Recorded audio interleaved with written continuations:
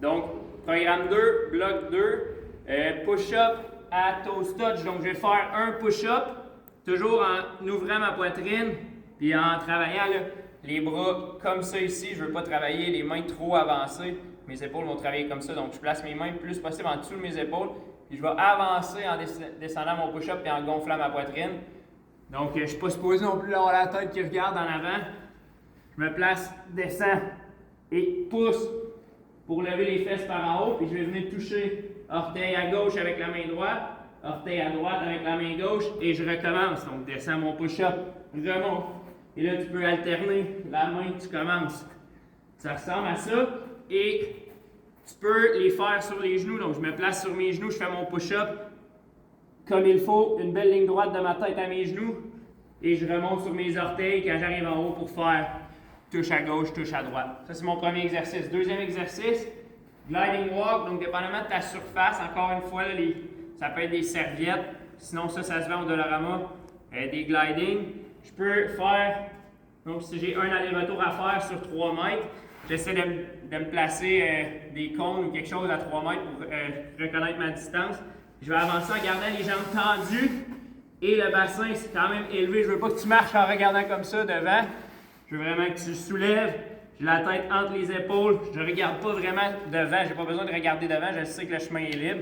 Je me rends, je vois mon cône, je reviens à reculons. Donc avance et je reviens à reculons. Si jamais ça c'est facile et que ta surface te permet de le faire sur les coudes, ça va être un petit peu plus difficile. Mais je ne veux pas que tes jambes bougent. Mes deux jambes, mes genoux sont tendus et mes deux pieds travaillent ensemble. C'est correct que ton corps bouge, mais je ne veux pas que tes pieds, tes genoux fléchissent et que tes pieds bougent individuellement. Donc, tu fais le nombre d'allers-retours. On revient toujours à reculons qu'il y a dans ton programme.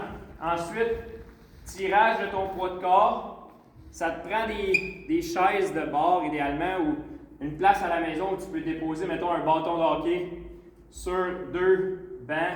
Pas des chaises qui sont trop basses, mais des bancs un petit peu plus haut.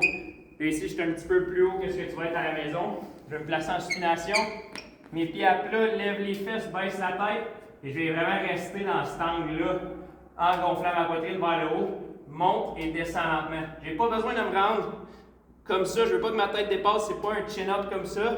J'essaie de faire comme dans l'angle d'un push-up, mais de l'autre côté. Donc, gonfle la poitrine en tirant, squeeze les omoplates ensemble. Descends lentement. Donc, tu vois la hauteur que je me rends. Quand mon coude arrive à peu près à égalité avec mon thorax, c'est pas mal là que mon mouvement est fini. Hop! Si je veux trop monter haut, souvent mes épaules vont mal bouger. Donc, gonfle la poitrine, descends lentement. Si c'est facile, je pourrais allonger mes jambes ou mettre mes jambes surélevées un petit peu sur une chaise ou un autre banc. Donc, ça serait plus difficile. C'est bon.